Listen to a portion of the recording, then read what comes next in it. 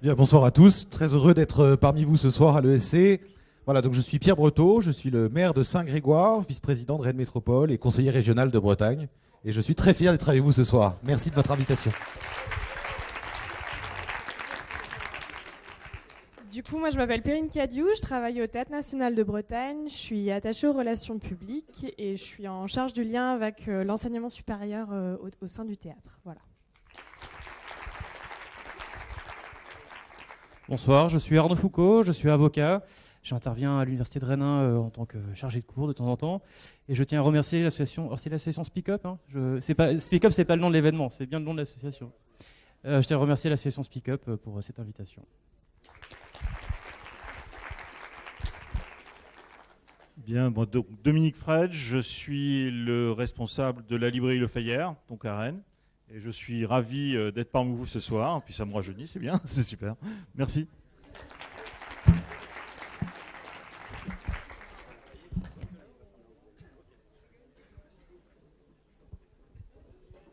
J'invite Thibaut Cucherousset de la promotion 26 de Rennes School of Business à monter sur scène.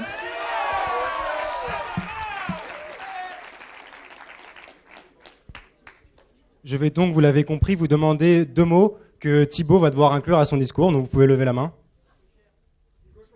Cochon. Cochon et fragile. Thibaut, c'est à toi.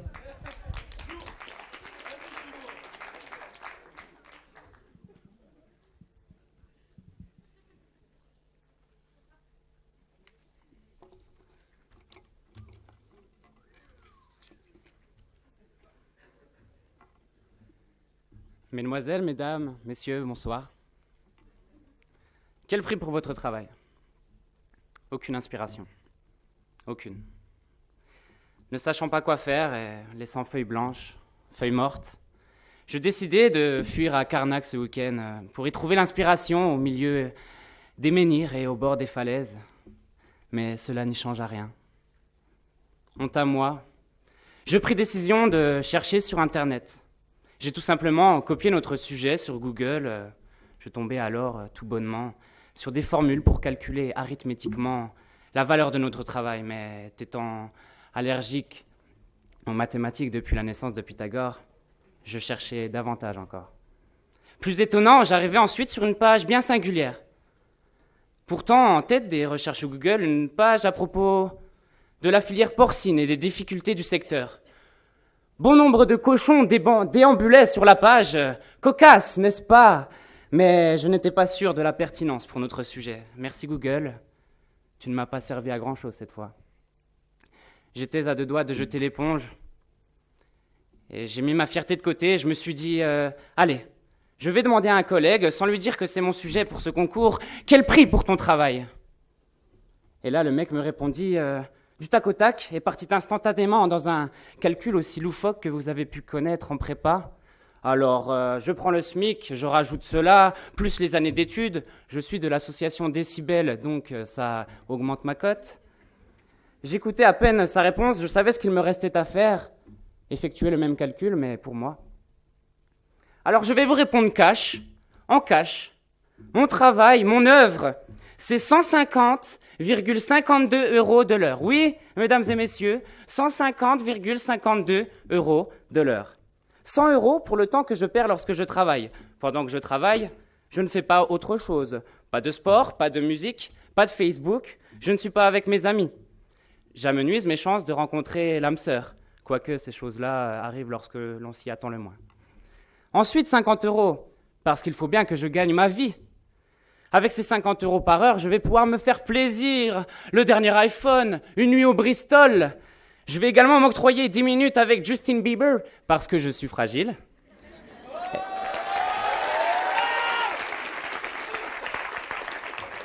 Et aussi, une petite voiture sympa, oui, pour récupérer le temps perdu lorsque je travaille, parce que lorsqu'on a une belle voiture, c'est plus facile de trouver l'âme sœur. Et, si vous ne me croyez pas, allez demander aux footballeurs. Pour terminer, les 0,52 € supplémentaires, c'est parce que je suis membre de l'association Décibel. Oui, j'entends là, c'est la crise chez Décibel. Passons à autre chose, s'il vous plaît. Non, mais vraiment. On est d'accord. Quoi de plus ridicule que de donner une valeur pécuniaire à notre travail? Quoi de plus subjectif?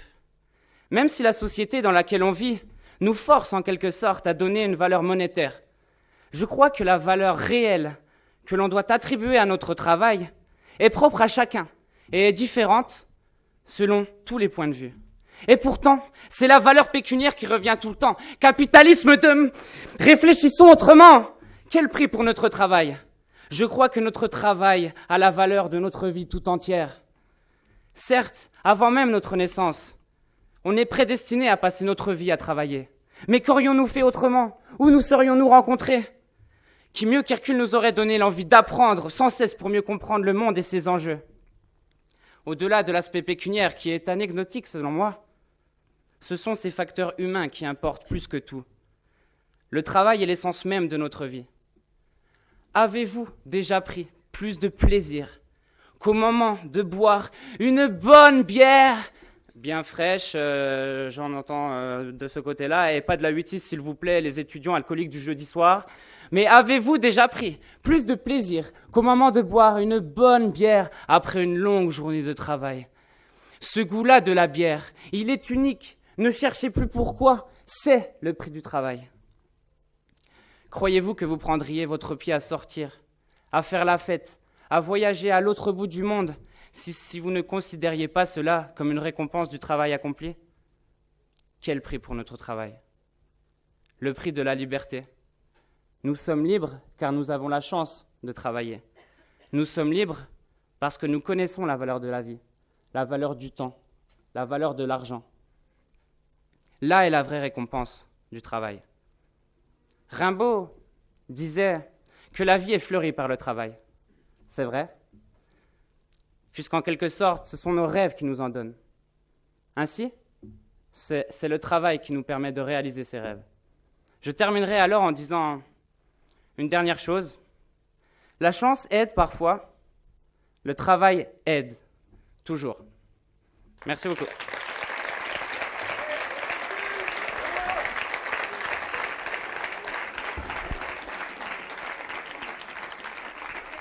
Merci beaucoup Thibaut. Tout de suite, j'invite le deuxième candidat, Nathan Metra, à venir nous rejoindre.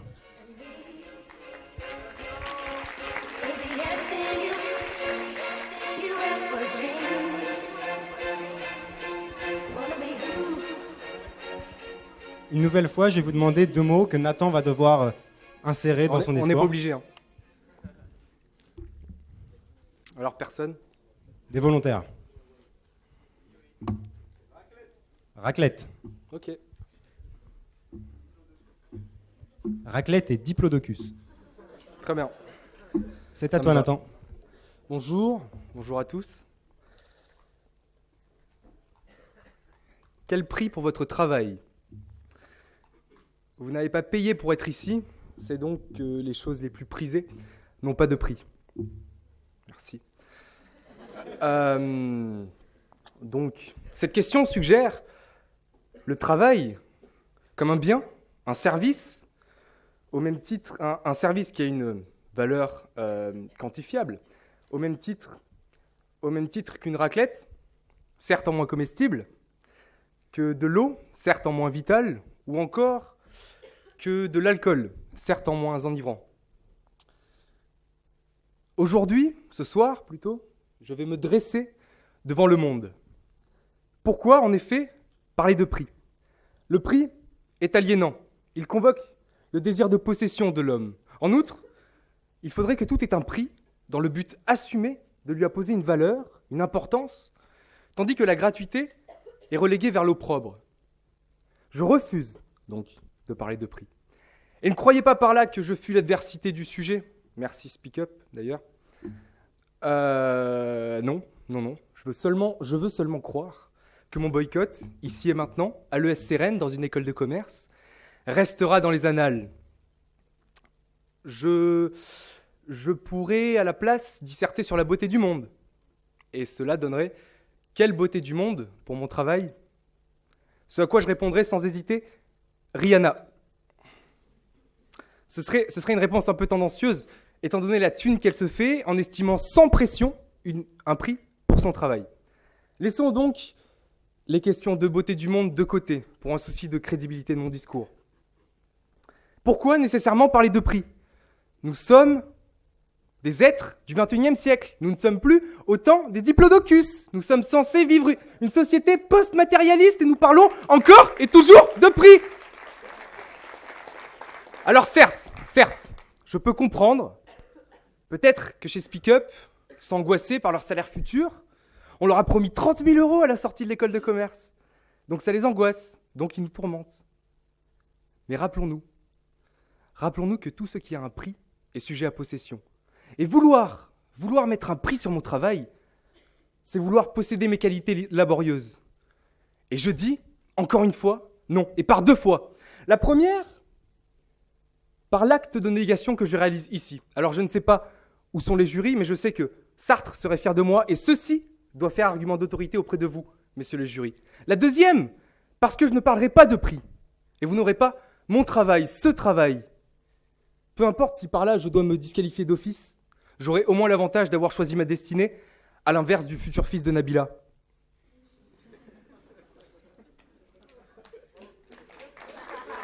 J'attends des applaudissements en fait, parce que quand même, il faut que j'en sois fier. Donc, à l'inverse du fils de Nabila, vous l'aurez tous compris, vous pourrez réapplaudir si elle vous a plu une deuxième fois. Merci. Mais ne vous y trompez pas, parce que je réponds aussi à la question qui est si chère à SpeakUp en refusant de me plier à vos règles. Je clame, ici et maintenant, à l'ESCRN, encore une fois, école de commerce, je clame haut et fort que le travail n'a pas de prix. Alors certes, le produit du travail s'achète. Mais le travail, lui, fait partie du domaine de l'intime, du moi. Rappelons-nous que le labeur est une des conditions essentielles de notre existence. La Bible, déjà, nous condamnait au travail de la terre. Et même en disant, dans la Genèse, dans le paragraphe 1, dans le verset 28, dans tout au début, fécondez et multipliez, répandez-vous sur la terre et multipliez-vous. Eh bien, Dieu nous condamnait déjà au travail, parce que le sexe, c'est du travail. Et je sais que tout le monde le sait ici, surtout les mecs. Le travail donc, et je me défends ensuite de toute métaphore filée, le travail participe de la complétude de notre être, de l'accomplissement de notre être. Je travaille pour mon compte, pour mon bonheur, pour mon accomplissement, pour ma connaissance. Ensuite, si quelqu'un se pointe, me donne de l'argent pour que j'accède à la connaissance de mon être, alors ok, d'accord. Parce que malgré mon discours de consommateur typique de Biocop, je reste quelqu'un de vénal. Mais, je ne travaillerai pas pour l'exigence d'y mettre un prix. Oscar Wilde disait, parce qu'il faut finir par une citation, je pense que tout le monde va faire pareil, de nos jours, les gens savent le prix de tout, mais ne connaissent la valeur de rien. Donc voilà. Je me fous, SpeakUp, de votre histoire de prix. Et je me tiens ici, héroïque, misérable galérien des temps modernes, étudiant, comme vous, et je nargue toute forme d'idéal matérialiste. Voilà pourquoi, ce soir, je vous offre, grand seigneur, sur l'autel de l'hypocrisie, mon travail suintant, en me foutant, parce que je me fous du prix auquel vous désirez l'acheter. Merci.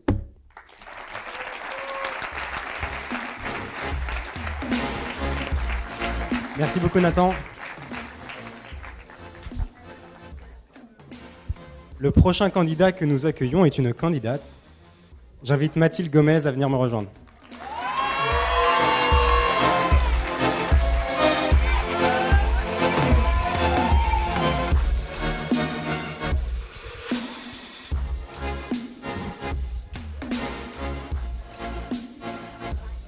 Une nouvelle fois, je vais vous demander votre aide pour proposer 2 noms que Mathilde devra inclure dans son discours. Indestructible et Biarritz. Mathilde, c'est à toi.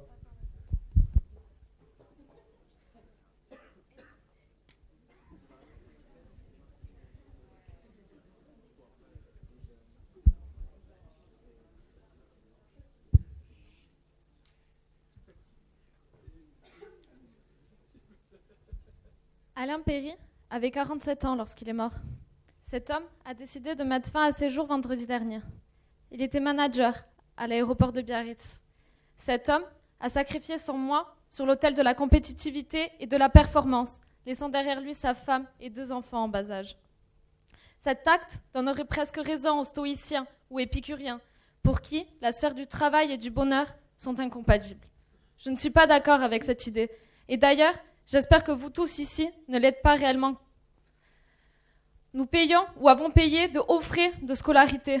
Nous sacrifions notre temps pour apprendre un métier. N'est-ce pas dans le but qui nous rende heureux ?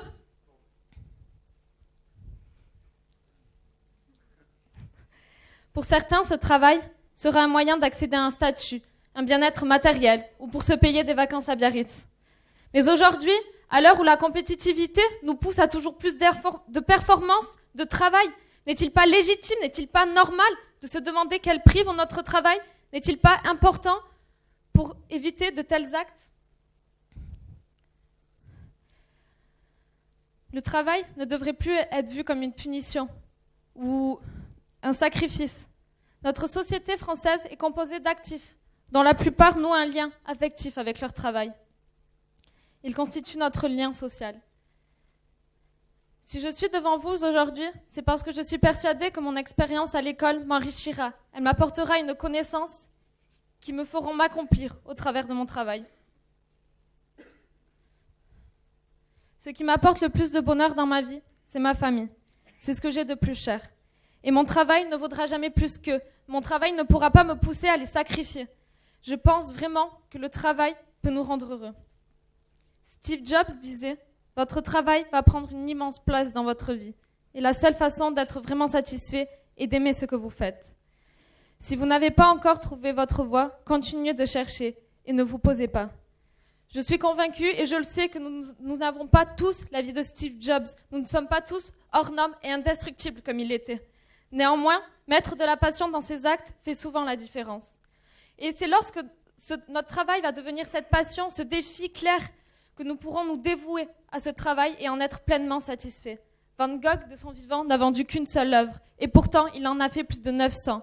Cet homme s'est dévoué dans son travail, s'est donné corps et âme pour produire des œuvres, alors que, économiquement parlant, ces œuvres à son époque ne valaient rien. Je pense que cet exemple nous montre que ce n'est pas nous qui devrions nous adapter à un poste, mais le poste qui devrait s'adapter à qui nous sommes vraiment. Pour moi, la réelle valeur du travail serait celle qui nous pousserait à nous dévoiler nous-mêmes, à nous donner et pour être fiers, pour nous accomplir. Le prix de mon travail, au sens de sacrifice, serait celui qui me conduirait vers mon idéal. Celui où le travail n'est plus vu comme une punition, un sacrifice. Pour moi, dans mon idéal, le travail serait le moment où je m'accomplirais, où mes connaissances me serviraient à accomplir mon vouloir et ce que je suis vraiment. Si je suis devant vous aujourd'hui, c'est parce que j'ai dévoué mon week-end à la préparation de son discours. En attendant le prix de mon travail, non comme un sacrifice, mais comme une récompense, je pense que le réel prix du travail est la reconnaissance, l'écoute et les amitiés que nous pouvons fonder durant ces moments. Oscar Wilde disait « De nos jours, les gens savent le prix de tout, mais ne connaissent la valeur de rien. » Or, pour moi, la récompense, le prix, la valeur obtenue à l'issue de travail n'est nulle autre chose que l'écoute que vous m'avez accordée durant ces quelques minutes.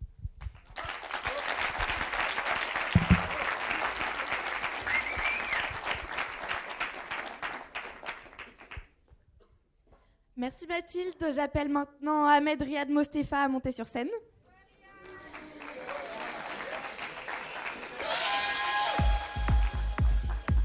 Est-ce que certains ont des idées pour les 2 mots ? Bernard Lhermitte. Vélociraptor.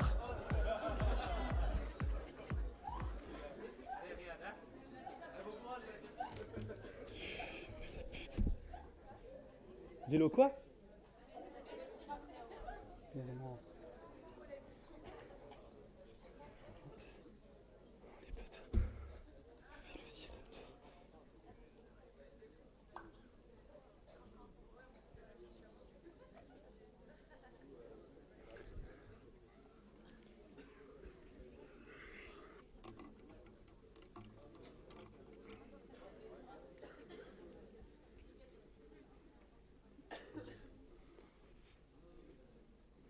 Bonjour. Bonjour à toutes. Bonjour à tous. Je me présente, Mostefa Ahmed-Riyad, étudiant à l'ESRN. Et si je suis aujourd'hui devant vous, si j'ai cherché à vous réunir, cher tribunal, cher jury, c'est parce que je suis victime. En effet, je suis victime d'une association de malfaiteurs, d'une bande de voyous, de scélérats, de malfrats. Ces voyous sont ici présents et sont plus connus sous le nom de Speak Up. En effet, sous leurs airs de sérieux étudiants en école de commerce, se cachent en réalité de sournois capitalistes qui ont réussi le casse du siècle. Tenez-vous bien, je dis bien le casse du siècle. Ils ont réussi à nous faire croire que notre travail ne valait rien. En effet, Speak Up, je vous reproche une traite étudiante. Je vous reproche l'esclavage moderne que vous effectuez. J'ai en mémoire Agnès Levallois, Edwy Plenel. J'ai en mémoire ce jeune Parisien que vous avez fait venir ici. J'ai en mémoire cette comédienne qui a donné de son temps, qui a donné de son âme, et que vous n'avez pas rémunéré. Et oui, cher juré, rendez-vous compte, ils n'ont ni rémunéré Agnès Levallois, ni aucun d'entre nous. Enfin si, j'ai en mémoire cette comédienne à qui le président, tout fier de lui, a porté 2 magazines. Un sur les Bernard l'Ermite, chose que je n'ai pas compris, et l'autre sur les vélociraptors, chose que j'ai encore moins comprise.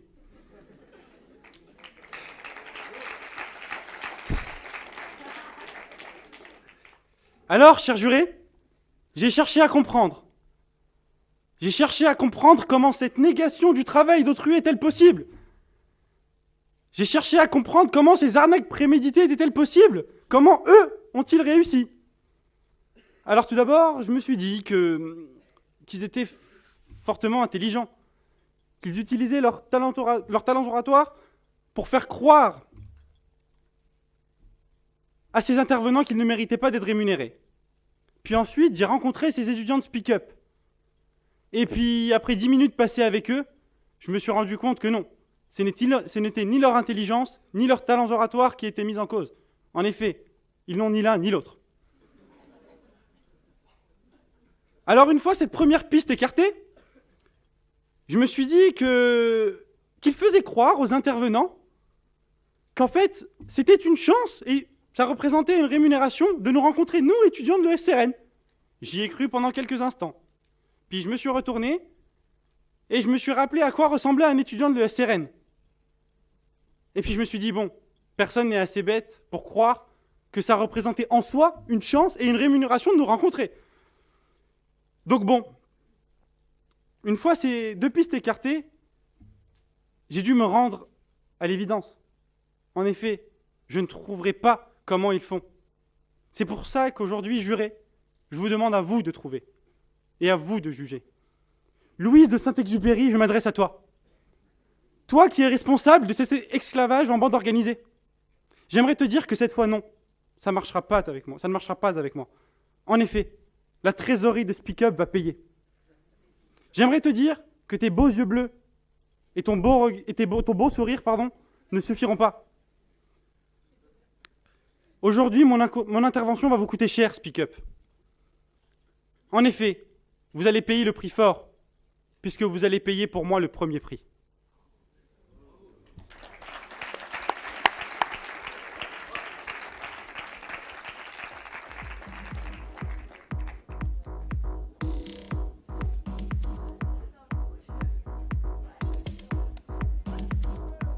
Merci Riyad. J'appelle Mathilde Moutard-Martin à monter sur scène.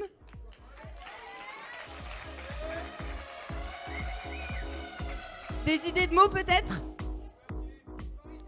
Pikachu et Paris Saint-Germain.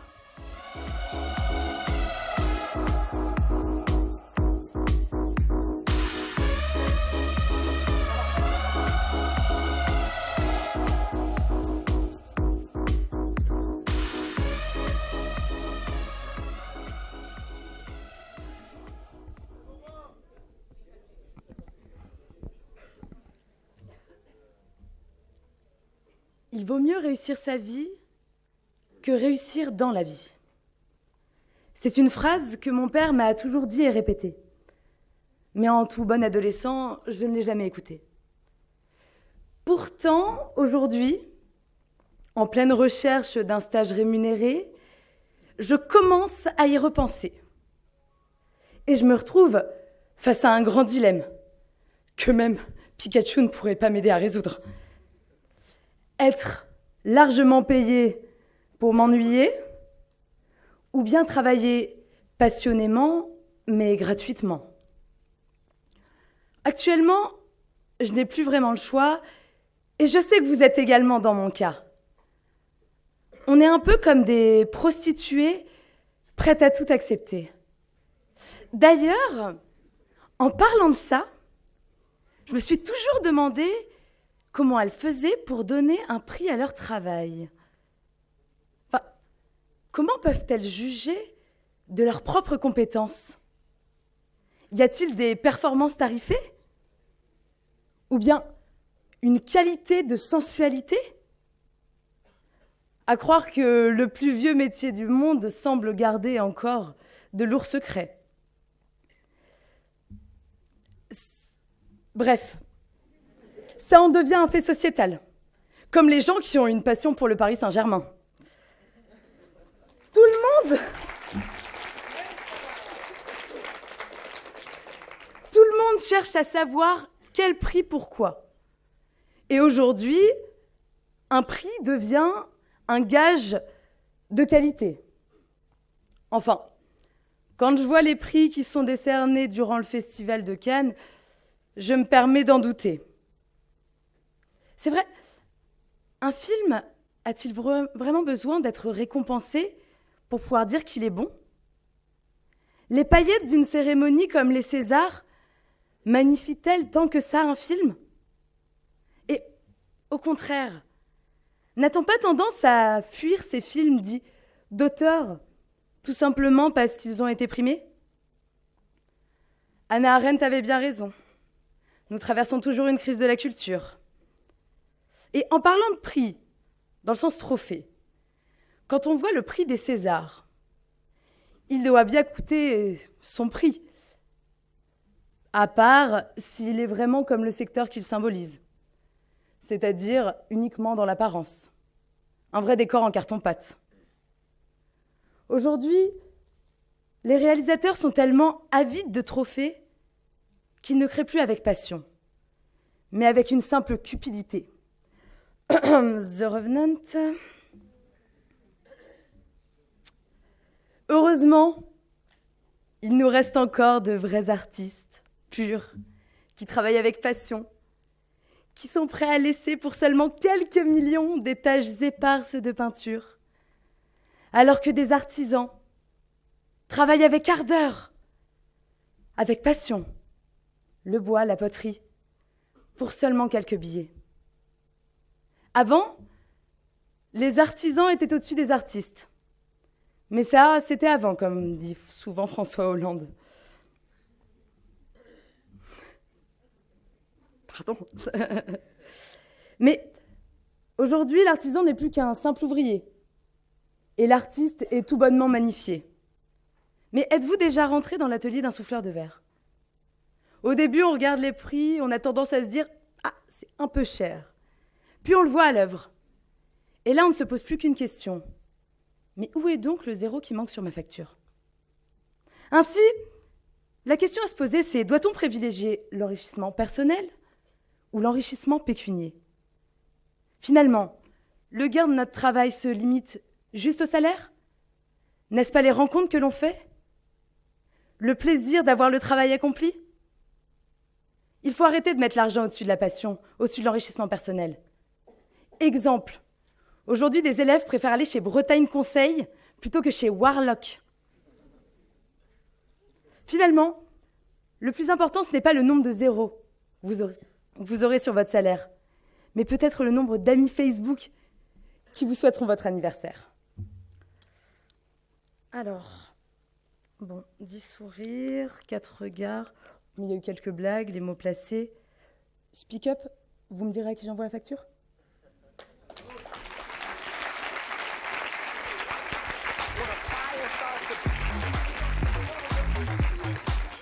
Merci beaucoup Mathilde. Je te laisse envoyer la facture à l'école. On accueille ensuite Robin Picasso.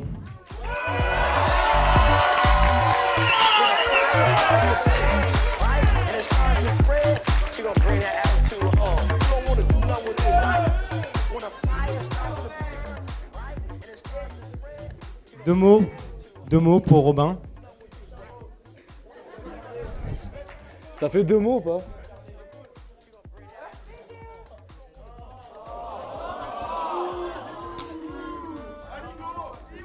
Déjà fait, Ligo. C'est déjà fait la Ligo, désolé. Purée. Mathieu Charo et quoi du coup? Tu as purée. Ouais, mais... Un dernier mot, un peu sérieusement. Et jazz. Purée et jazz. C'est à toi, Robin.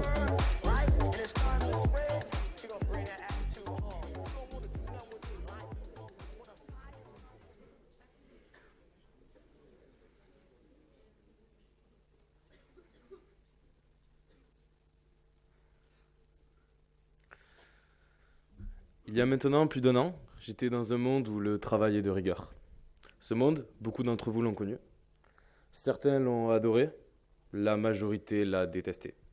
Ce monde qui est à l'éducation, ce que l'élevage intensif est à l'agriculture, souvent décrié dans ses méthodes, mais adulé dans ses résultats. Ce monde, c'est la prépa.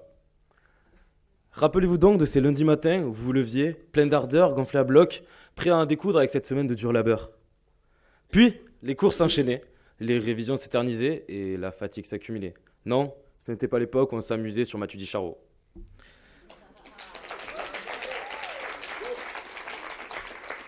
Les cours devenaient alors plus stressants qu'intéressants, les révisions plus fastidieuses que studieuses, le travail plus pesant que plaisant. Jour après jour, il fallait exercer cette besogne.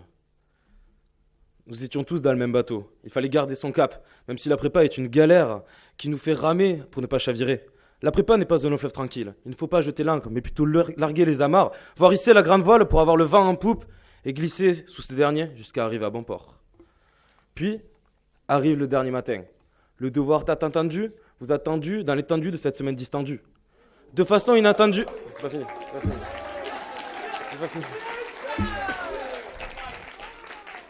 De façon inattendue, vous êtes détendu, bien entendu sans embût, comme si un malentendu vous avait défendu du stress prétendu.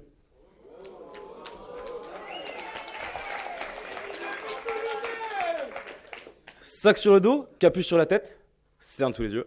C'est parti pour 4 heures rassantes à remplir du blanc avec le vent qu'on a brassé pendant ces longues heures de travail. Une semaine plus tard, le résultat est sans égard. 6 sur 20.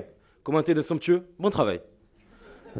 Dans ces moments-là, je me demandais vraiment quel prix pour mon travail. Un peu plus tard, j'ai préféré me fier au classement de l'école que j'ai obtenu pour évaluer le prix de mon travail. Fort heureusement pour moi, j'ai jamais été adepte du Financial Times.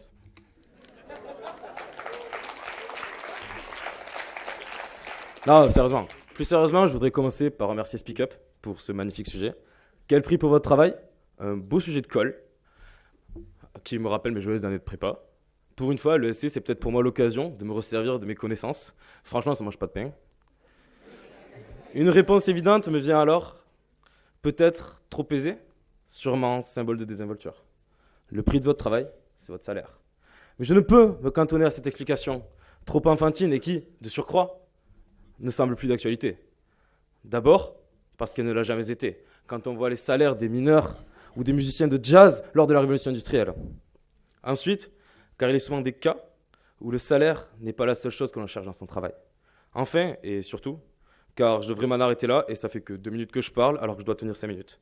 Sans que la victoire soit ma seule motivation, j'aimerais bien voir ce que peut faire un pôle DEFCOM en dehors des sacs de sport EF.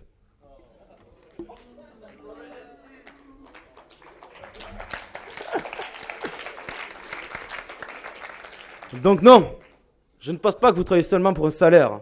Sinon, pourquoi effectuer un stage payé 500 € par mois alors qu'on a de nombreux supplémentaires comparé aux 35 hebdomadaires? Sauf bien entendu pour le stage admissible où l'employeur est tout à fait respectueux de la légalité. Sinon, pourquoi des gens iraient en fac de lettres ou en MSc de marketing? Le chômage étant une activité peu rémunérée, je le rappelle. Aujourd'hui, nous voulons plus par le biais de notre travail. Vous ne vous vendez pas seulement pour un intérêt pécuniaire. Oui, pécuniaire, Mathilde.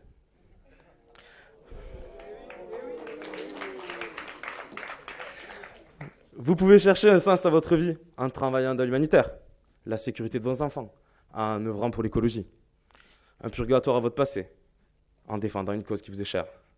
Le travail se mute alors en raison de se lever le matin et, parfois seulement, de ne pas sortir le soir. La vie est bien futile si nous ne disposons de rien pour la remplir. De l'ouvrier au PDG, de l'étudiant au président, le travail meuble le néant laissé par l'insouciance de l'enfance. Il nous donne l'eau pour rendre le verre à moitié plein. La littérature n'est pas de reste pour affluer en ce sens. Le travail pense, la paresse songe, disait Jules Renard pour imaginer les méfaits de l'inactivité. Le prix de votre travail serait alors l'occupation qu'il vous procure. Le travail est peut-être celui qui nous éloigne des maux que connaissent les grands de ce monde. L'envie, la dépression, la luxure sont le prix de la disette de travail pour ceux qui peuvent se permettre l'oisiveté. Mais s'il était plus que cela, plus qu'un violon d'ingre quotidien, plus qu'un ersatz des jeux qui nous occupaient durant notre âge tendre, s'il était une occupation choisie, une occupation plaisante, si le plaisir remplaçait la besogne. Le travail serait alors source de divertissement. Il est indéniable que cette configuration existe quand on voit la professionnalisation du monde du sport ou de celui de la musique. De façon moins apparente, la passion existe dans pléthore de métiers. Chez l'agriculteur qui apprécie sa terre et prend plaisir à la travailler, chez l'ébéniste qui façonne le bois noble, chez le manager qui prend place dans un jeu de rôle aux 4 murs abattus. C'est peut-être candide de ma part de réfléchir de la sorte, de croire en une utopie dans laquelle l'instrument de torture devient instrument de délectation. Mais ce fantasme d'une société où le labeur est devenu hédonique me permet de m'égarer, de rêver d'une réalité abstraite dans laquelle le travail n'a plus de prix.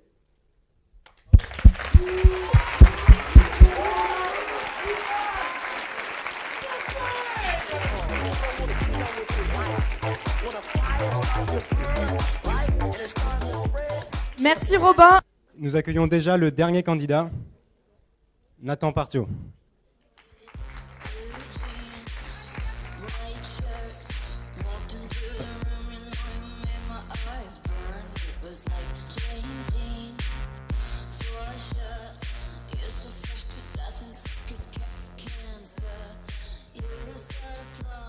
Je vais vous demander une dernière fois de faire preuve d'imagination pour trouver 2 mots pour Nathan. Caramel et kangourou. Dès que tu es prêt, c'est à toi.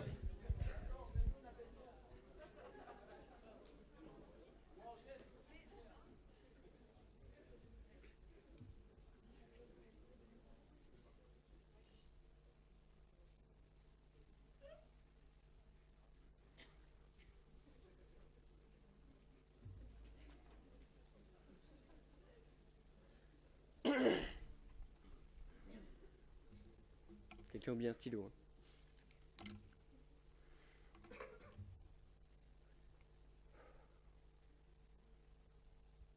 Mesdames et messieurs les jurys, chers camarades, mes amis, vous souvenez-vous de la première fête des mères?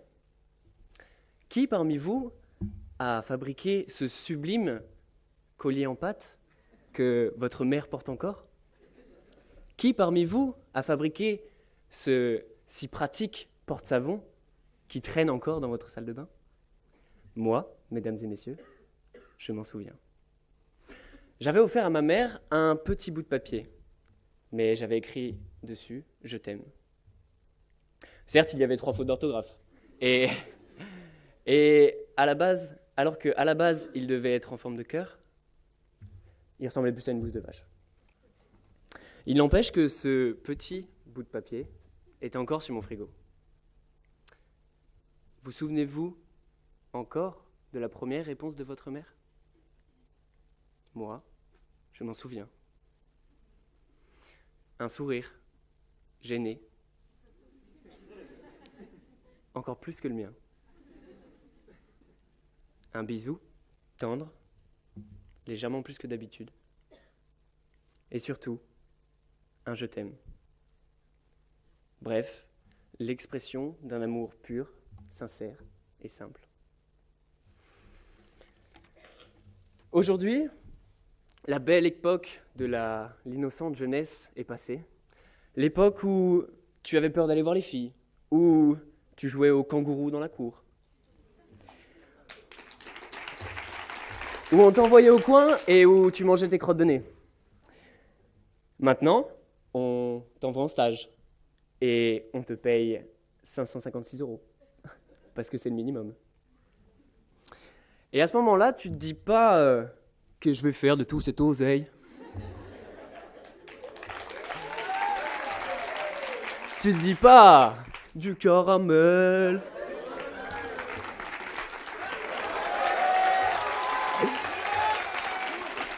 Non.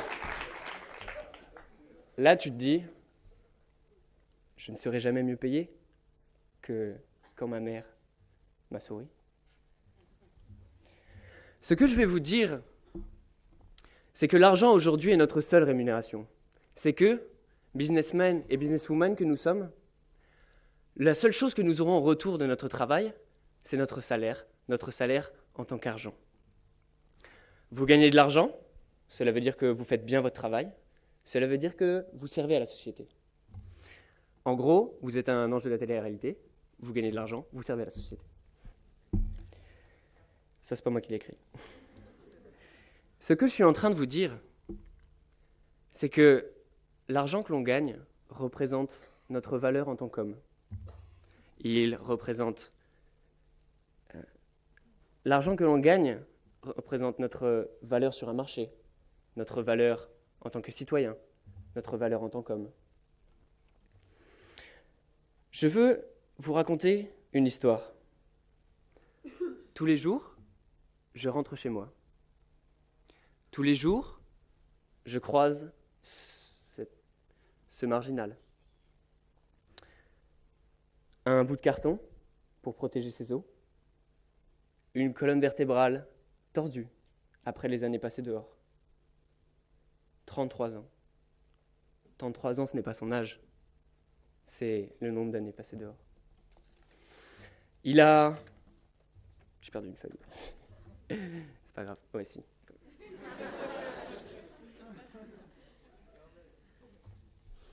Il a perdu son salaire, puis son logement, puis ses amis, et enfin son nom. Maintenant, on l'appelle le Tché, et il traîne avec son chien au pied de chez moi. Ce que je vous ai dit, c'est que l'argent reflète la valeur d'une personne. Et qui mieux que vous, étudiant en école de commerce, a mené à ça? Vous qui travaillez pour ramasser, vous qui avez pour but de vous engraisser, vous qui serez prêts à empiler les cadavres pour arriver jusqu'au sommet. Ah, le Tché, vous ne le méprisez pas, le Tché, non. Le Tché, vous en avez pitié, vous lui donnez 20 centimes pour qu'il aille s'acheter la bière de clochard et qu'il se bourre la gueule. Je n'aurai qu'une seule réponse à cela. Ne travaillez pas pour l'argent. Pas pour de vulgaires semelles rouges ou un portefeuille à damier. Travaillez pour le sourire de votre mère. Travaillez pour votre sourire et pour le sourire des gens qui vous entourent et que vous aimez. Mesdames et messieurs les jurys, chers camarades, mes amis, j'espère que vous aurez compris que je suis ici bénévolement et que ma seule rémunération sera vos applaudissements.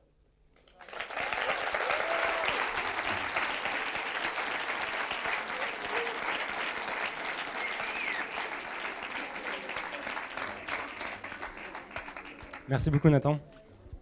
Merci Le temps que le jury délibère et qu'on m'apporte le classement final.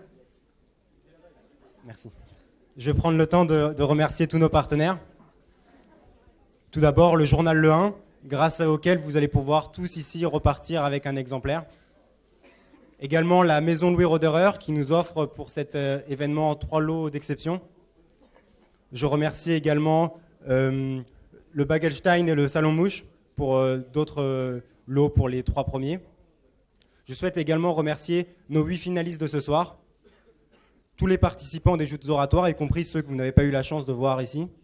J'aimerais remercier également toute l'équipe de Speak Up qui a fait un très beau travail pour ces joutes.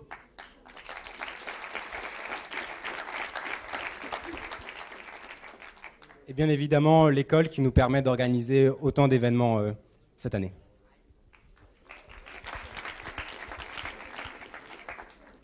Je tiens à remercier également les 2 intervenants qui ont formé les participants que vous avez vus ce soir, grâce auxquels les prestations de ce soir ont été d'une aussi bonne qualité, Isabelle Silvestri et Guillaume Chomette.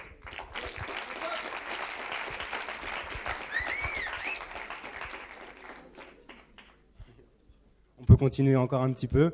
Les journaux 21 et 6 mois, grâce auxquels on a pu récompenser les intervenants qui sont venus former les candidats.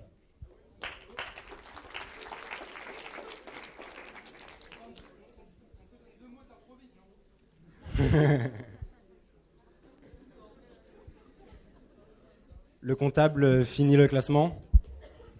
Il a une très grosse pression sur lui. Il lui reste 10 secondes avant que je donne la note qu'il a reçue au partiel en comptabilité. Plus que 7 secondes, Chad. Ça ne réussit pas vraiment.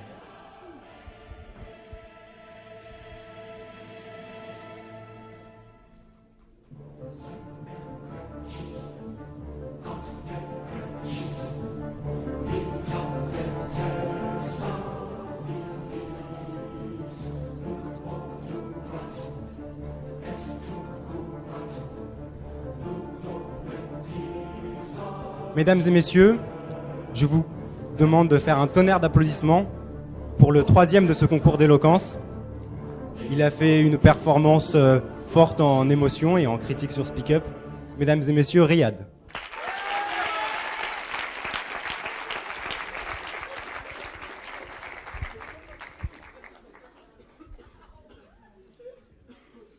Bien sûr.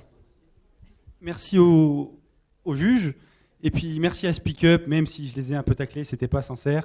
J'aimerais vous remercier là maintenant, ça a été super cool, on a passé 3 semaines adorables avec vous. Et merci à Louise qui a fait un super travail. Merci beaucoup Louise.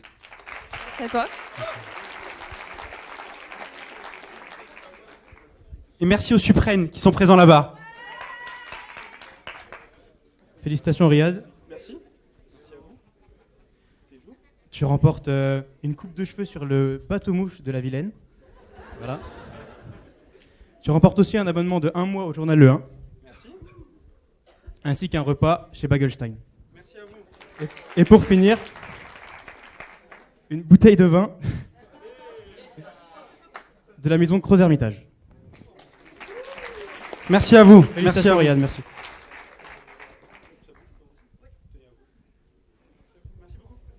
J'appelle la seconde place du concours des joutes oratoires de cette année. J'appelle Nathan Parcio.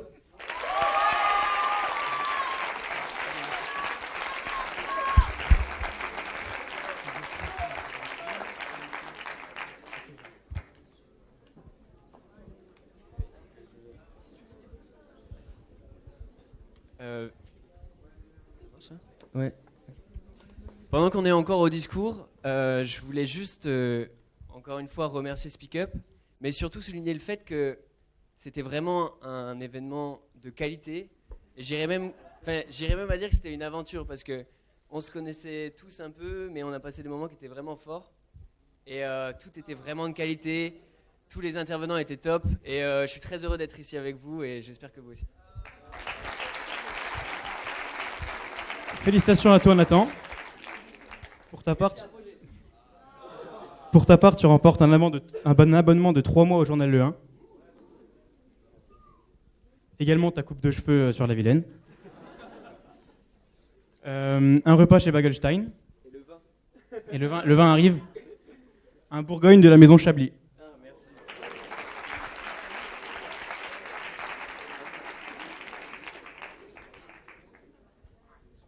Merci Nathan. Et puis finalement, la première place, ce n'est pas un candidat, c'est une candidate. Je vous demande d'accueillir très chaleureusement Mathilde Moutin-Martin.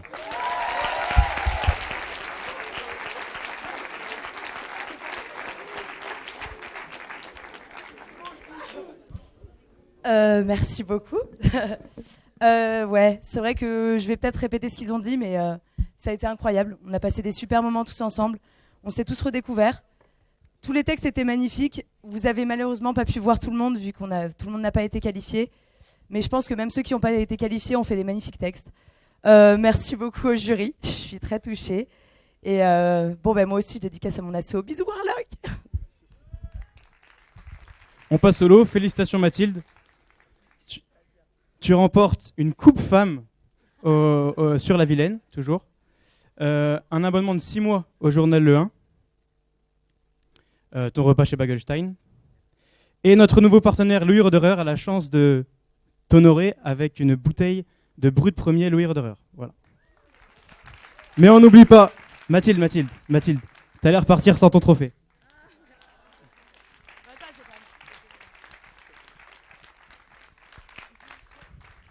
Bravo encore Mathilde. Merci à tous d'avoir assisté à la première édition des Joutes oratoires. Tout sera disponible incessamment sous peu sur YouTube. Et bonne soirée à vous.